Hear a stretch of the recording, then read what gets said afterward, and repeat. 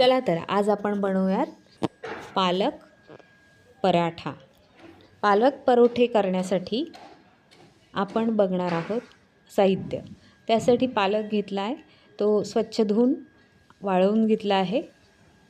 त्यानंतर आपण कणिक घेतली 2 वाट्या, अर्धा चमचा डाळीचं पीठ, 1 चमचा ज्वारीचं पीठ, त्यानंतर ओवा, मीठ,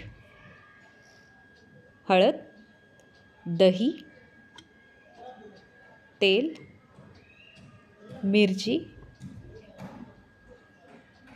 आलं लसूण आणि कोथिंबीरीची पेस्ट तयार करून घेतली। यामध्येच आपण मिरची घातली तरी चालेल आणि पाणी।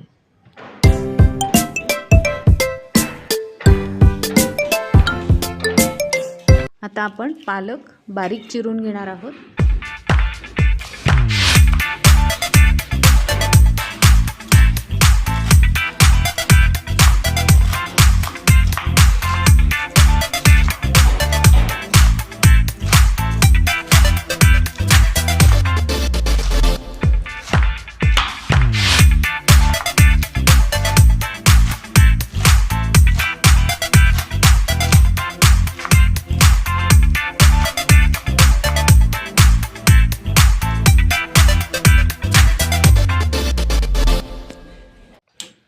पालक बारीक चिरून झाला आहे।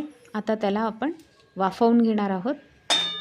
पालक वाफवताना याच्यात अजिबात पाणी घालायचं नाही, तो वाफेवरच चांगला शिजतो आणि त्याला पाणी सुटते, त्यामुळे याच्यात पाणी अजिबात घालायचं नाही।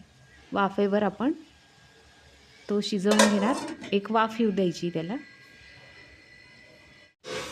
इथे पालक चांगला शिजला किंवा त्याला एक वाफ आलेली आहे, त्याला थोडं पाणी पण सुटलेलं आहे।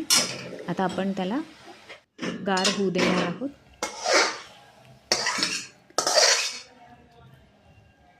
पालकाला गार होण्यासाठी आपण एका ताटात काढून घेणार आहोत। पालक गार झाल्यावर त्याला थोडं हाताने कुस्करून घ्यायचं, म्हणजे तो एकजीव होईल। इथे आपण कणिक घेतली आहे, त्यानंतर ज्वारीचं पीठ, डाळीचं पीठ असं सगळं मिक्स करून घेतलं आहे। यामध्ये आपण घालणार आहोत 2 चमचे हळद,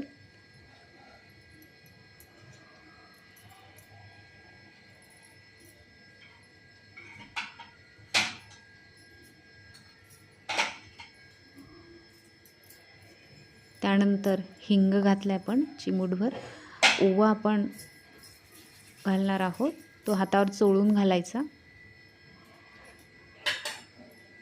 त्यानंतर आलं लसूण पेस्ट, आलं लसूण मिरची पेस्ट असं सगळं एकत्र केलं आहे। चवीनुसार मीठ